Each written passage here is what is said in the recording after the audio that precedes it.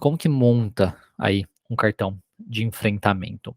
A primeira coisa, né, que a gente faz para montar um cartão de enfrentamento é na questão pegar o pensamento disfuncional daquele paciente. Então a gente pega um pensamento que o paciente tenha, seja um pensamento sobre uma situação que está acontecendo, um pensamento sobre ele mesmo, um pensamento sobre o seu pensamento, né, pode ser um pensamento sobre um pensamento que ele tenha sobre o seu comportamento, sobre os outros e por aí vai. Depois que nós temos esse pensamento disfuncional, a gente vai então desenvolver estratégias para desafiar esse pensamento. A gente pode fazer simplesmente um questionamento, né, socrático, buscar evidências.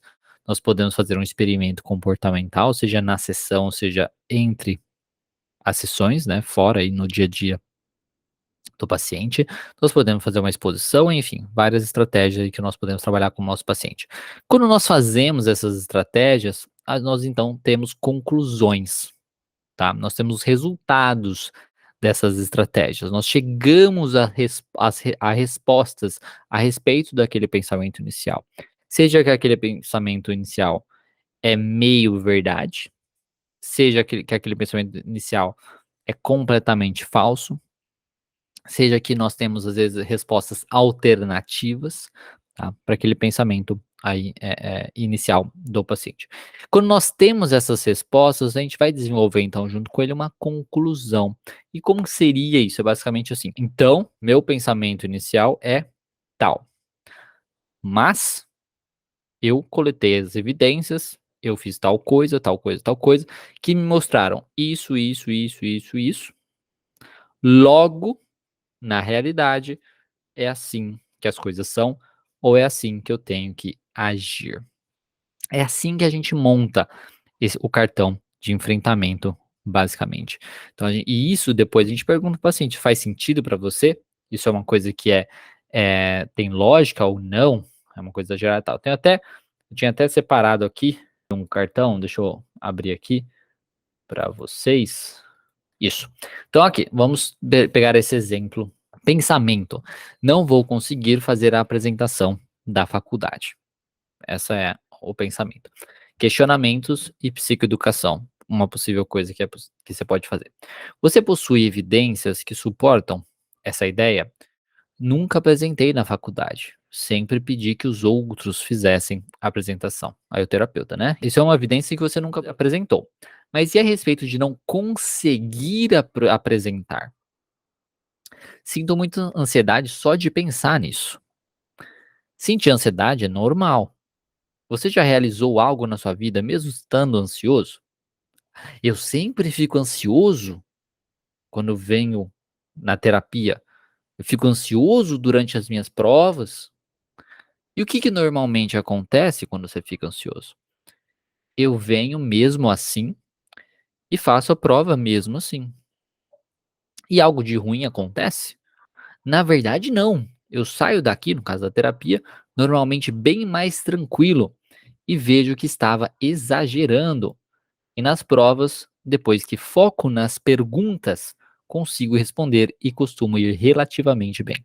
Você vê que foi feito um questionamento a respeito do pensamento: eu não vou conseguir fazer a apresentação na faculdade, para a gente realmente coletar os dados que a gente precisa sobre isso. Aí o terapeuta pode perguntar ainda: e o que te motiva a realizar essas coisas, né, que você faz mesmo ansioso? Eu quero melhorar e conseguir me formar. Você sabe o conteúdo da apresentação, né, que ele tem que fazer? Sim, já fizemos uma prova disso e eu fui muito bem nessa prova. Pensar que você não vai conseguir realizar a apresentação ajuda ou atrapalha na sua ansiedade? Eu acabo ficando mais ansioso. Pensar na ansiedade como algo ruim te ajuda ou atrapalha? Gera mais ansiedade. Então, você sente ansiedade, mas quando enfrenta as situações, vê que seus pensamentos sobre ela estavam exagerados. Quando você foca também na tarefa e não nas suas sensações físicas, você consegue fazer o que precisa. A ansiedade funciona realmente assim e é normal sentirmos ansiedade. Todos sentimos e nossos pensamentos regulam o seu nível.